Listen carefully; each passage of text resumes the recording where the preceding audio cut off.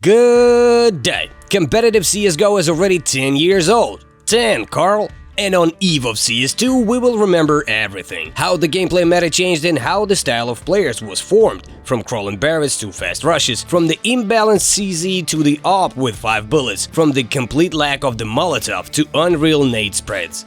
Let's take a little journey 10 years long and remember how our beloved game has changed. In this part, we will talk about the beginning of the path, 2013-2014. Ready to shed on the old man's tear?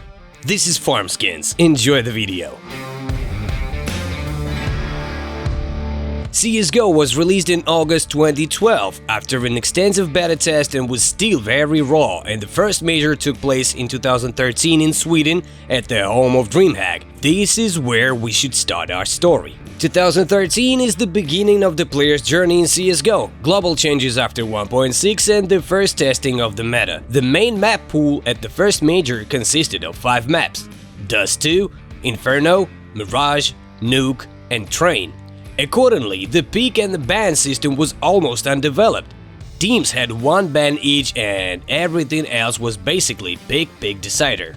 And by the way, we have a video about the first CSGO major. Check it out. You'll be surprised how big is the difference between now and then. Well, now you know what to watch after this video. Let's carry on. Obviously, the teams are still getting used to the game and many things were carried over from 1.6 into CSGO and didn't have time to air out yet. Let's pay attention to the buys of those times.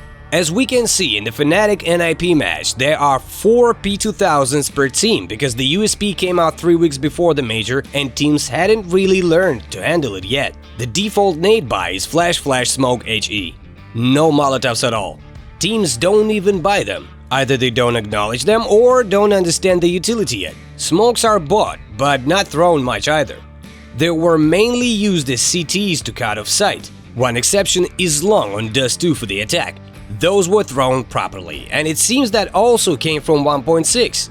Everything else was thrown by Phil randomly. We also notice a complete lack of farming guns. On force buys, they get Galils and FAMASes. No farm guns at all. Firstly, farms had low armor penetration. Secondly, one might think that teams don't yet realize the advantage of the high kill reward from farming guns. And where are the deagles? There were no deagles either. They cost $900 and it was profitable to take armor plus P250. In short, the buy meta was totally different from today's in every way. The economy wasn't like today's either.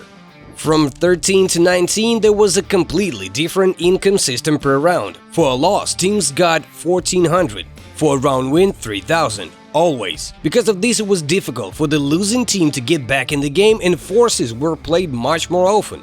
The attack tried to plant the bomb in almost every round, as the additional 800 could make a big difference. The attack in 2013 resembled a modern Faceit level 5 bug.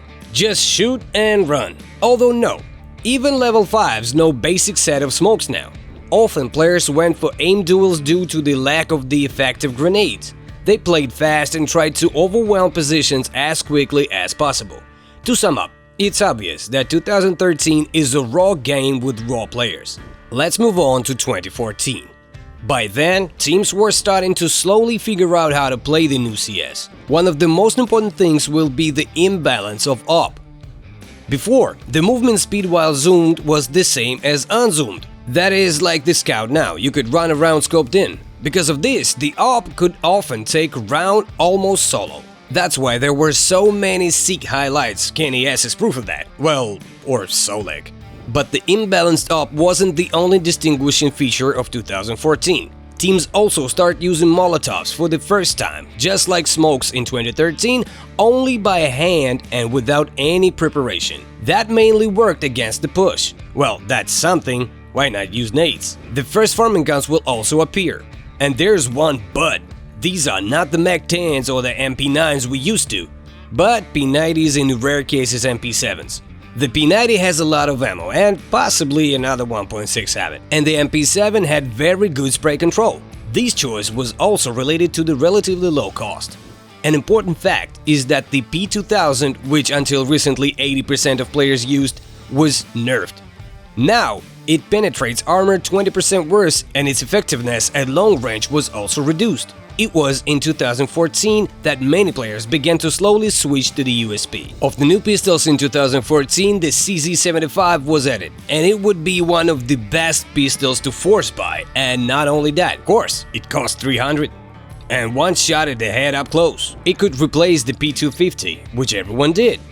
Partly because of this, the force buy meta emerged. If a team lost pistol round, they always had the option to take CZ with armor and go rush one of the bomb sites. But already at the end of the year, the CZ75 was heavily nerfed, which caused it to slowly start losing popularity. It takes twice longer to pull out, messing the op. The price increases, and most importantly, it no longer makes a headshot with one bullet. Many also remember the imbalanced Tech 9, 32 bullets in the clip while maintaining high running accuracy and high damage at range. The CZ75 and Tech 9 went hand in hand, and forces constantly turned games around with practically no slowdown. In the first half of 2014, there were still no deagles until the price was lowered to the familiar 700, but the presence of the CZ and Tech 9 didn't allow to fully develop. And in general, 2014 can be considered the year of the pistols. Even not to mention the crab walks. Friends, this concludes the 2 years in CSGO history. It was a time of getting used to the game and experimenting. In the next video, we will also take a 2-year period and follow CSGO's further development steps together. See you soon. Don't forget to subscribe to the channel and hit the like button like you never hit it before.